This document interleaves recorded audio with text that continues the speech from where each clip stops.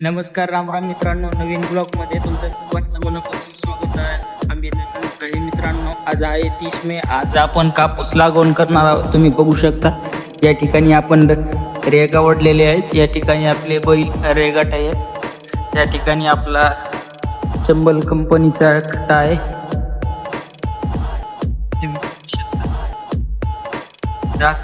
आपण पेरत आहोत रेगाटी सोबत. हे बघा, याला धुळ पेरणी असे म्हणतात. हे बघा, या ठिकाणी थोडासा त्या बैल रेस्ट करायला थोडासा टाइम भेटलाय व्हिडिओ बनवण्यासाठी. तर आज 30 मे आहे. तर 30 मे मध्ये आपण आज सर्कीला सुरू केलेली आहे. ती ही कोरडवाहू पाण्याखाली आहे. एकदम हलक्या ते मध्यम स्वरूपाच्या जमिनीमध्ये सरकी लागून आपल्याला आज करायचे आहे.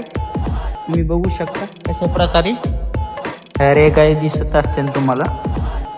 हे बघा, ही आपली इकडे बैलजोडी, इकडे आपलं मोग, इकडं खताची गोणी, खताची थैली इकडे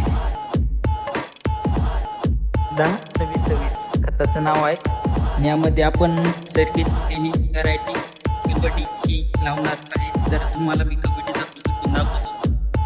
तर आजचा ब्लॉग कसा वाटला नक्की सांगा. तुम्ही जर लागवड केली असेल तर सांगा कोणत्या प्रकारच्या थैल्या कापूस सरकी लावलेली आहे. तर तुम्हाला मी लगेच दाखवतो की आपण सरकी कोणती लावणार आहेत, कशा प्रकारे. नमस्कार, राम राम मित्रांनो. ही बघू शकता तुम्ही माझ्या हातामध्ये सरकी. ही बघा, इकडे सरकी लावायला सुरुवात आहे. तर ही बघा, ही कबड्डी थैलीतली सरकी निघाली. एकदम ठोकर आणि एकदम चांगल्या प्रकारे आपण लावलं जाता.